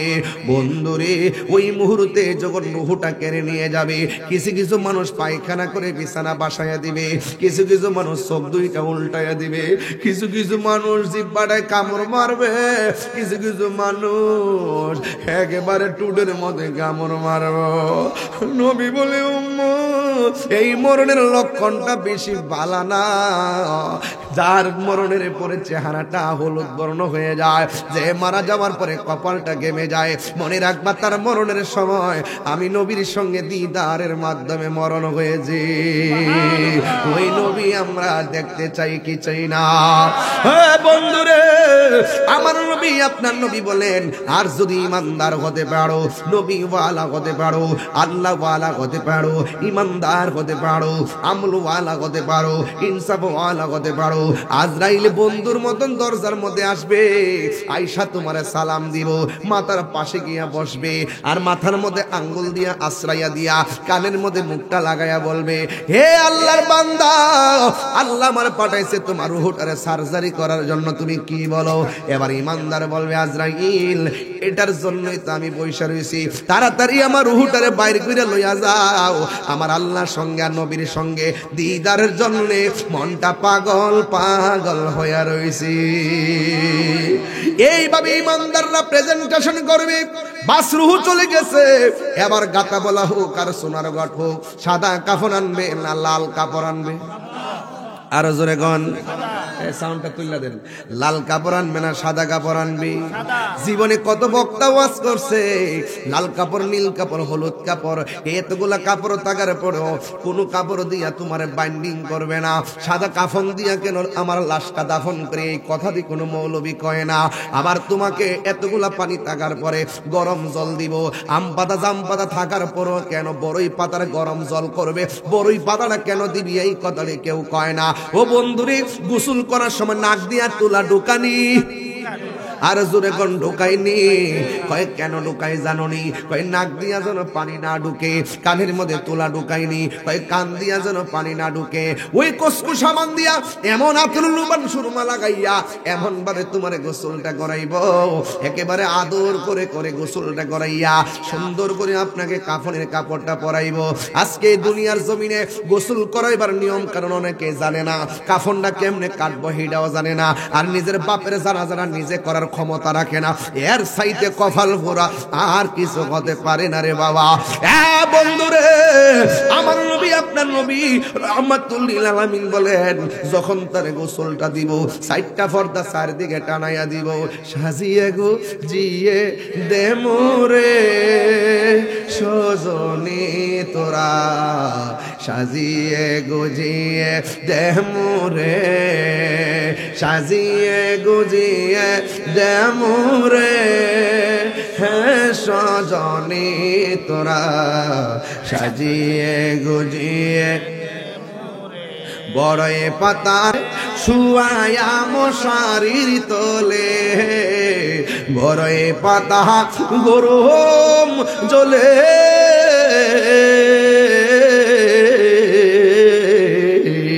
বড়ই পাতা গরম জলে শুয়ায়া মশারির তোলে, হাতর গোলাপ সুরমা লাগাই দে সজনী তোরা, সাজিয়ে গুজিয়ে দে মোরে, সাজিয়ে গুজিয়ে সজনী তোরা সাজিয়ে গুজিয়ে দে মোরে এত রঙিন এত কাপড় কিছুই ভালো লাগে না মোর এত রঙিন এত কাপড় এত রঙিন এত কাপড় কিছুই ভালো লাগে না মোর সাদা কাফন আমায় পরাই দে সজনে তোরা সাজিয়ে গুজিয়ে দে মোরে সাজিয়ে গুজিয়ে দে মোরে সজনে তোরা সাজিয়ে গুজিয়ে দে মোরে একটা জবান বন্ধ রাখবেন না মোহাম্মদে মায়ার সুরে বলুন না সুবহানাল্লাহ ওই মুহূর্তে ফেরেশতারা গোসলখানার ভিতরে হাজির হয়ে যাবে সুবহানাল্লাহ করে গেলে ওই ফেরেশতারা ডাক দিয়ে বলবে হে আল্লাহর বান্দা তোমাকে তো এখন আসল বাড়িতে নিয়ে যাওয়া হবে তুমি বলো না তোমার কবরের আপন কে হবে এবার ফেরেশতাদের কথা মোতাবেক ওই বেঈমান হলে সে বলবে যারা আমার গোসল করাইতেছে তারাই আমার আপন হবে চারজন যখন কান্দের মধ্যে লইব এবার ফেরেশতা জিগাইব তোমার আপন কে হবে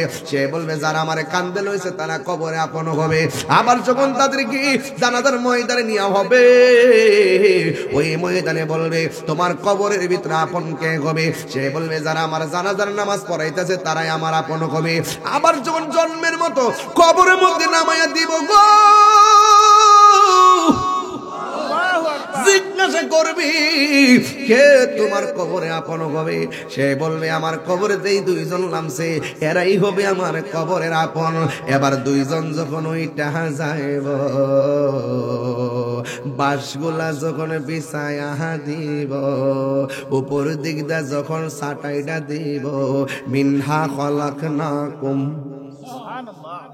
ওয়াফিহা নুঈদুকুম বলে মাটি দিবে ওয়া মিনহা নুখরিজুকুম বলে মাটি দিবে এইভাবে মাটি দিয়া যখন কবর অন্ধকার কইরা ফেলাইব ডানে মাটি বামে মাটি উপরে মাটি নিচে মাটি পায়ের তলায় মাটি মাথার উপরে মাটি এরপরে ফেরেশতারা জিগাইব এখন তোমার কবরে আপন কে তখন বলবে গায় আল্লাহ বরের মধ্যে কাঁদলো আমার কবরে কেউ আইলো না আমার যে জানাজা দিল আমার কবরে কেউ আইলো না আমার গোসল দেওয়া কান্দে লইল আমার কবরে কেউ আইলো না আমার কবরস্থানে নামায়া এরা কেমনে বেঈমানের মতো চলে গেল হাইরে নিষ্ঠুর পৃথিবী এত নিষ্ঠুর যদি হবে পৃথিবী তাইলে দুনিয়ার জন্য আমি মস্তাম না রে আর যদি ইমানদার হইতো ইমানদার বলবে আমার কবর ভিতরে যিনি আপন হবে তিনি আছে সোনার মদিনা জোরে জোরে কে আল্লাহু আকবার বলা যাবে না ওই ইমানদাররা কবরের মধ্যে যাইবে কবরের মধ্যে যাওয়ার পরে ফেরেশতা নামে দুইটা আমি বলি তিনটা ফেরেশতার প্রথম ফেরেশতা আইসা ভিতরে রুহটা দিয়া যাইব এমনি এবার এইভাবে যখন ঘুরে ঘুরে দেখবে আমি কই আইছি রে ও আসল জায়গা দিতে আইছি দেখেন বেঈমানরা কবরে গেলে অন্ধকার দেখে পাগল হয়ে যাবে আর ইমানদাররা বলবে আমি জায়গা মতো আসছি এখানে আমার মধুর মিলন হবে এই ইমানদাররা কবরে যাওয়ার পর দুইজন ফেরেশতা কবরে নামবে সালাম দিয়া উইঠা তারে এমন করে বসাইয়া বলবে মার রব্বুকা তোমার রব কে সে বলবে রব্বি আল্লাহ এরপরে বলবে ওয়ামা দীনুকা তোমার ধর্ম কি সে বলবে দীনি আল ইসলাম আমার ধর্ম হলো ইসলাম এরপরে বলবো ওয়ামা কুনতা তাকুলু ফি হক্কে হাজার রাজুল এই লোকটা যে আসে তিনি সম্পর্কে তুমি কি জানতে এবার সে বলবে তিনি হলো আমার রাহমাতুল লিল আলামিন যিনি হলো আমার আল্লাহর সাক্ষী যার কারণে আমরা আল্লাহরে চিনেছি তিনি হলো রাহমাতুল লিল আলামিন আমাদের নবী এই কথা যেই মাত্র বলবে ওই কবর ফেরেশতার আঙ্গুল দিয়ে দেখবে তাকায়া দেখবে জাহান্নামের আগুন দাউ দাউ করে জ্বলতেছে ইমানদারে বলবে এ ফেরেশতারা আমি তো তোমাদের তিনটা প্রশ্নের উত্তর দিয়েছি আমার সামনে কেন জাহান্নামের আগুন দেখা যায় ওই ফেরেশতারা বলবে ও আল্লাহর বান্দা যদি তুমি আজকে উত্তর দিতে না পারতা ওই জাহান্নামটা যে বরাদ্দ ছিল এটা তোমারে দেখাইলাম এবার আল্লাহ ডাক দিয়ে বলে ফেরেশতারা রে আমার পাগলের সাথে পাগলামি করিস না, তাড়াতাড়ি জান্নাতের ভিতরে যা, জান্নাতের ভিতর দিকে যাইয়া আমার পাগলার জন্য জান্নাতের গালি চাই না, নিচে বিছায়া দাও। যেই মাত্র নিচের মধ্যে গালিচা বিছায়া দিব ওই জায়গার মধ্যে সে ঘুমায়া যাবে। যখন শুয়া যাবে ওই মুহূর্তে ডান পাশ দিয়া সে তাকাবে, তাকায়া দেখবে এত বড় একটা আলো দেখা যায়। এবার জিজ্ঞাসা করবে আলো রে আমার কবরে কোনো দিকে ছিদ্র নাই, তুমি কেমনে আমার কবরে ঢুকলা? সে ডাক দিয়া বলবে আমি কোন দুনিয়ার কৃত্রিম আলো নয়, আমি সূর্যের আলো নয়, আমি চাঁদের আলো নয়, আমি তোমার কবরের মধ্যে এসেছি, আমি হইলাম তোমার দুনিয়ার নেক আমল। আল্লাহ আমাকে আলো দেওয়ার জন্য কবরে পাঠাইছে। বাম পাশ দিয়ে আরেকটা আলো জ্বলতেছে, কই আমারে তুমি চিনো না, আমি হইলাম তোমার দুনিয়ার কোরআন তেলাওয়াত। এরপরে দুই জায়গার আলো তারে আলো দিবি, কবরের মধ্যে অন্ধকার নাই। আল্লাহর পক্ষ থেকে বলবে ঘুমাও ঘুমাও, এমন ঘুম ঘুমায়া যাবে কোটি কোটি বছর ঘুমায়া থাকবে। একমাত্র ইসরাফিলের সিংহা ফু দেওয়ার সময় ওই মুহূর্তে তার ঘুমটা ভাঙবে। এরপরে সে কি বলবে জানেননি? এই মাত্র ঘুমাইলাম, ক্যাডারে আমার ঘুমটা ভাঙছে, চিন্তা করছেননি? কোটি কোটি বছর এক ঘুমে চলে গেছে, ইমানদারে কোনো টের পাই নাই। দেখছেননি মেরাজে যাওয়ার সময় আমার নবী উযু কইরা গেছে, আয়েশা দেখে উযুর পানি গড়াইতাছে, শরীয়তের দৃষ্টিতে মনে হয় যেন 5 সেকেন্ড। আবার শিকলটা লড়াইয়া গেছে, আয়েশা দেখে শিকলটা লড়তেছে, শরীয়তের ভাষায় মনে হয় 5 সেকেন্ড, কিন্তু হাকিকতে 27 বছর আল্লাহ কাটায়া নিছে, কেউ টের পায় নাই। জোরে করে আল্লাহু আকবার। ওই কবরের ভিতরে বেঈমানদের জন্য মনে হবে একটা দিন মানে অনেক বছরের মতো, কিন্তু ইমানদাররা এক ঘুমের মধ্যে যখন কাটাইয়া দিবে আল্লাহ বলতেছেন ওয়া মিনহা নুখরিজুকুম তারাতান উখরা। এই কবরের মধ্যে ইমানদার হোক বেঈমান হোক, একদিন ইসরাফিলের সিংহা ফু দিলে ও আখরাজাতিল আরদু আসকালাহা। এই আয়াতের তাফসীরের মধ্যে মুফাসসিরিন کرام বলতেছেন জমিন তার বোঝাগুলো বের করবে। এক তাফসীর লেখছেন স্বর্ণের বোঝা বের করবে, কয়লার বোঝা বের করবে, খনির বোঝা বের করবে। আরেক তাফসীরের মধ্যে লিখেছেন এখানে বোঝা মানে হলো কবরের লাশগুলো, নিচের লাশগুলো তারা উপরে উঠে যাবে। একটা ময়দানের দিকে সবাই হাঁকিয়ে যাবে, ওই ময়দানের নাম হলো হাসরের ময়দান। অনেকে মনে করে হাসরের মাঠটা মনে আসমানের উপরে, কেডা কইছে আসমানের উপর আপনি জানেন না? হাসরের মাঠটা হলো শাম অথবা সিরিয়ার মধ্যে, ওই জায়গার মধ্যে হাসরের মাঠ হবে। এই মাঠটা একদম তামার মাঠ হবে। ওই মাঠের উপরে আমরা উলঙ্গ অবস্থায় একজন একজন করে যাব। আগুনে যে পুরাইছে আগুন থেকে বের হয়ে যাবে, পানির মধ্যে যে ডুবতে মারা গেছে পানি থেকে বের হবে, কবরে যে ঝুকছে কবর থেকে বের হবে। এমন ভাবে তারা বের হয়ে ওই মাঠের মধ্যে যাবে। মাথার 8 বিঘা উপরে সূর্যটা থাকবে, নিচে হলো তামার মাটি আর মাথার উপরে হলো সূর্য। ওই যখন তামার মাটি আর সূর্যের মিশ্রণে ওখানে যাবে, মাথার 8 বিঘা উপরে সূর্য থাকবে।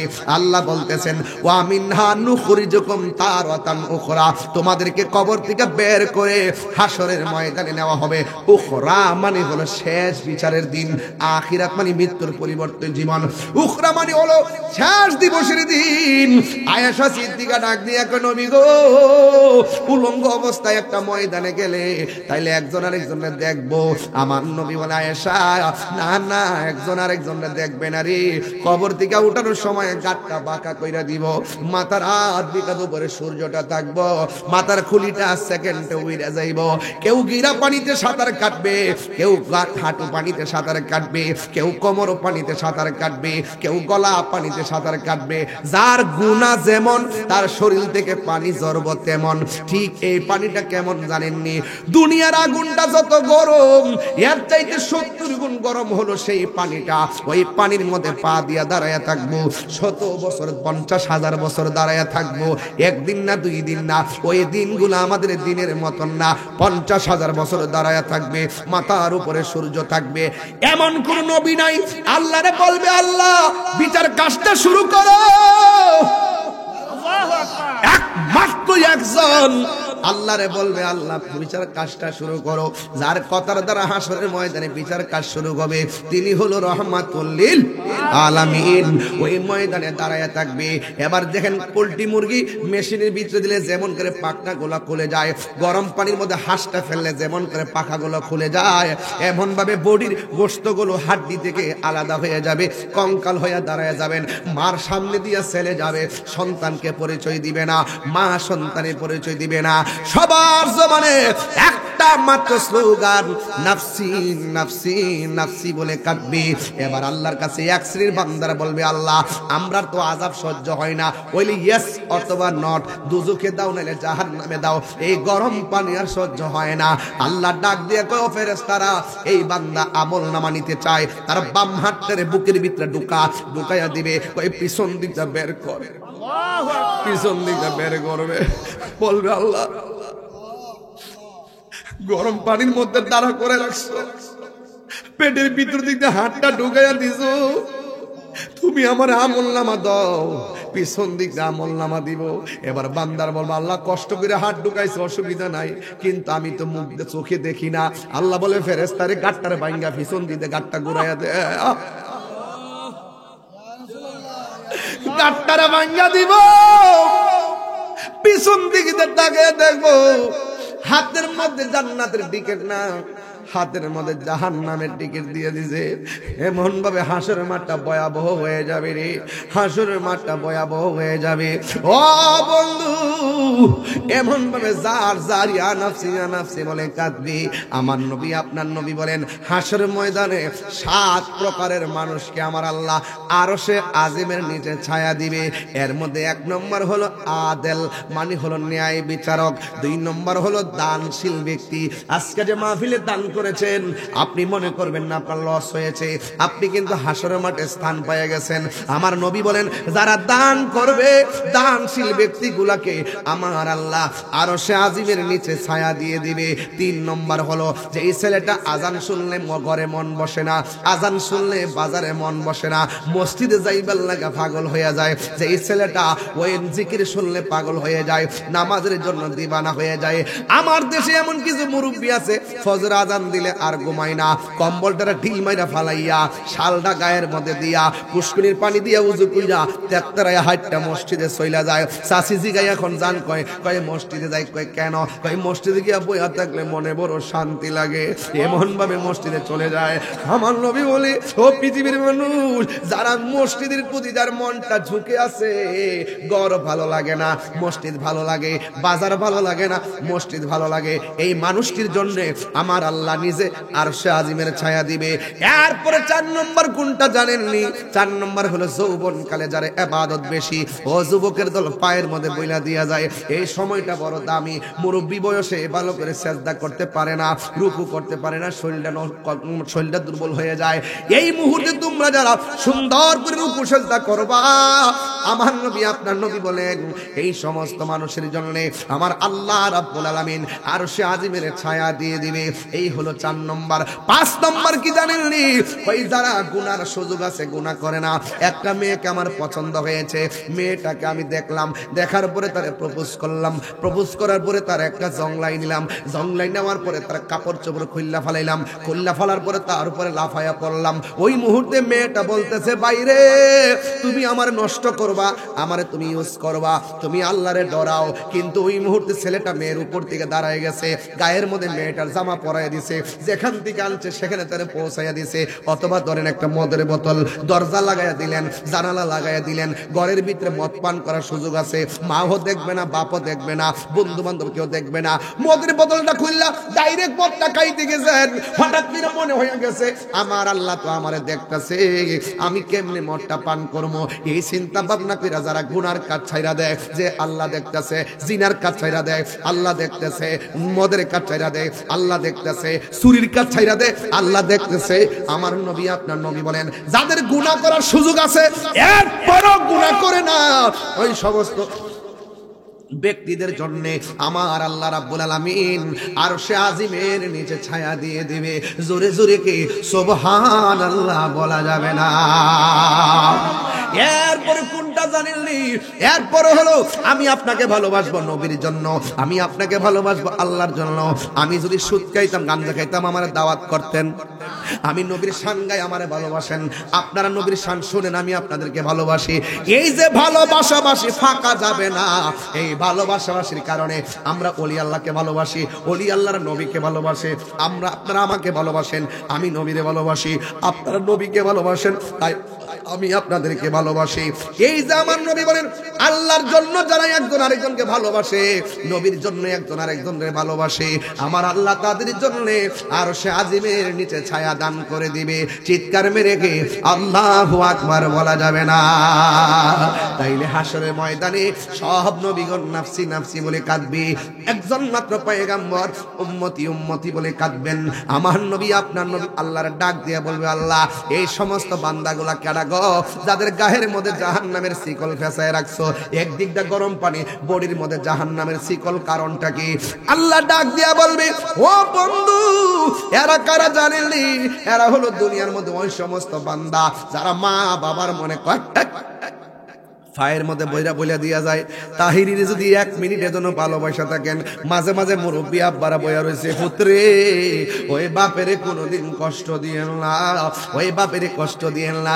কষ্ট যদি দিবেন দুনিয়া তো দরা খাইবেন, আখিরাতেও দরা খাইয়া যাবেন।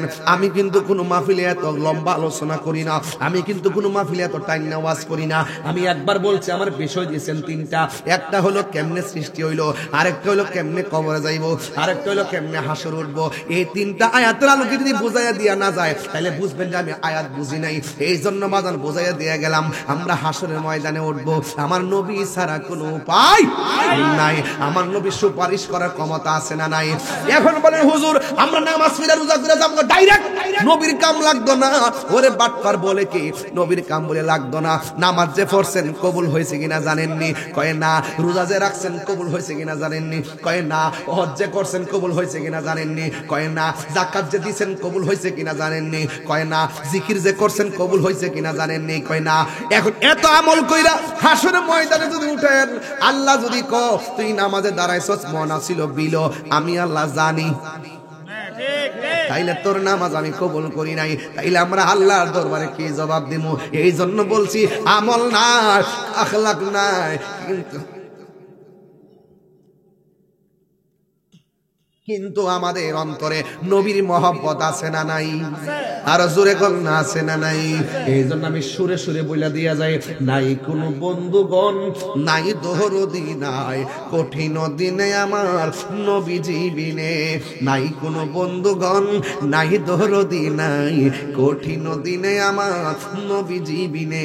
রোজ হাসর কঠিন দিনে রাব্বুল আলামিন ওয়াহিদুল কাহার বলিয়া সাজিবেন হাকিম, থাকি না দয়া মায়া স্নেহ মমতা, কেউ হবে না কারো জন্য যাবি নদাতা। হাই হাই হাহাকারে কইরা যাবে ধনী, পিপাসাই ফাটিবে সাথী, মগজ গলে পানি, কান্দিয়া জানাই কান্দিতে থাকিবে সেদিন আদমের আওলাদ, কান্দিয়া জানাইব তারা তাদের ফরিয়াদ। জোরে জোরে কি আল্লাহু আকবার বলা যাবে না? ওই দিন ওই দিন ওই দিন ওই দিন আরে কান্দে নবী, ইয়া উম্মতি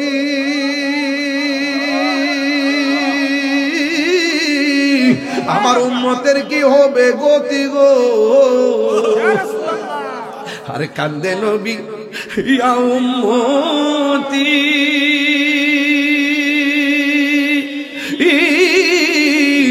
আমার উম্মতের কি হবে গতি গো।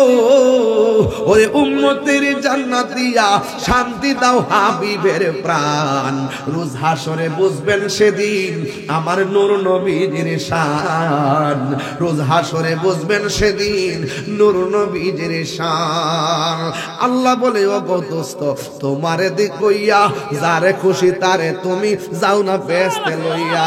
90 বছর আয়ু দিলাম দুনিয়ার ভিতরে, 27 বছর কাটাই নিলাম মেরাজের ভিতরে, 63 বছর আয়ু পাইলা দুনিয়ায় তাকিয়া, কত না কেন্দেছ দোস্ত উম্মতের লাগিয়া। জোরে কি আল্লাহু আকবার বলা যাবে না? নবী বলে ও গো আমার পেশায় কিবরিয়া, আমার উম্মত আছে দুজুখেতে লইয়া। আল্লাহ বলে ওর দোস্ত তোমারে দেখইয়া যারে খুশি তারে তুমি যাও না বেহেশতে লইয়া। জোরে জোরে কি আল্লাহু আকবার বলা যাবে না? পীরিতি শিখায়া কই গেল লুকায়া, এই তাহিরি করি কি উপায়, এই তাহিরি করি কি উপায়?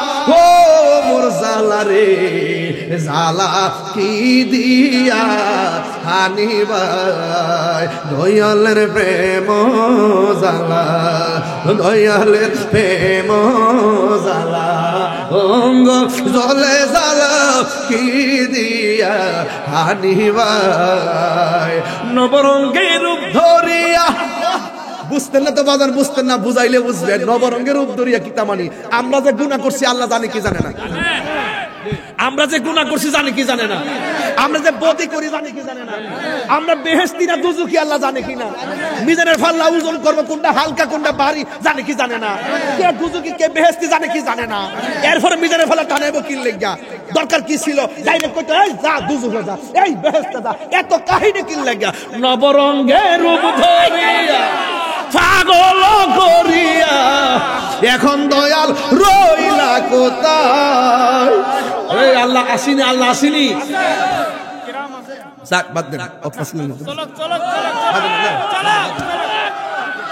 সকলে বলে আলহামদুলিল্লাহ। বাবা আমার নবীজি শেষ কালাম, আমার দিছে আমার কান্দায় না ও বান্ডারি, মারহাবা করতে গেল, কান্দায় না ও বান্ডারি, বুকে নাও আমায়, কিছু চাই না শুধুমাত্র তোমায় আমি চাই, তুমি যদি আমার হও। এটা যদি সিটাগঞ্জে গাইতাম সব পাগলে জেলে ঘুরে। তুমি যদি আমার হও দিব উপহার দয়াল জীবনটাই আমার, তুমি বললে চলে যাব, তুমি বললে চলে যাব, যে তাই নাও সে তাই, কিছু চাই না শুধুমাত্র তোমায় আমি চাই, চাই না আমি ধনের পাহাড় ববের সরদারি, চাই গো দয়াল ভান্ডারি। জুড়ে কর মারহাবা। বাবা জান আমার, আপনার কি আমার প্রতি রাগ করছেন?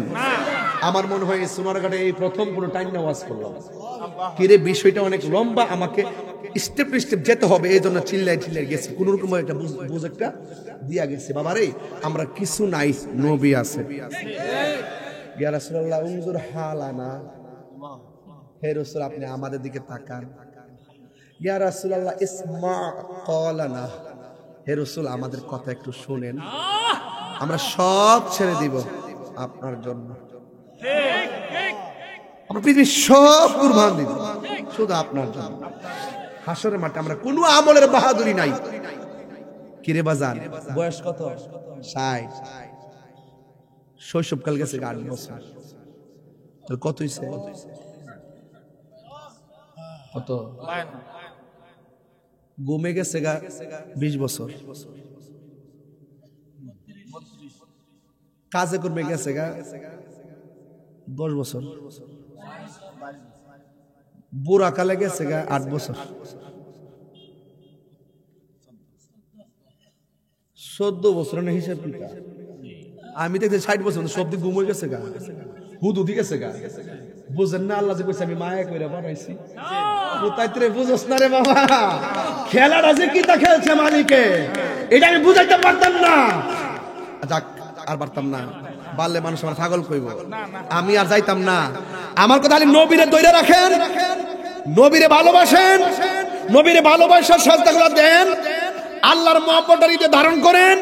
যুদ্ধরে পারছেন করতেছেন তো কইরা যান, হাকিকতে কোথায় ছিলাম, কোথায় আসছি, কোথায় যাব, এই তিনটা বেদ কইরা যান।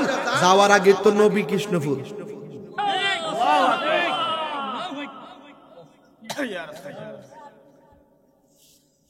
ফোর্ড আছে, আছে কেন আছে নি?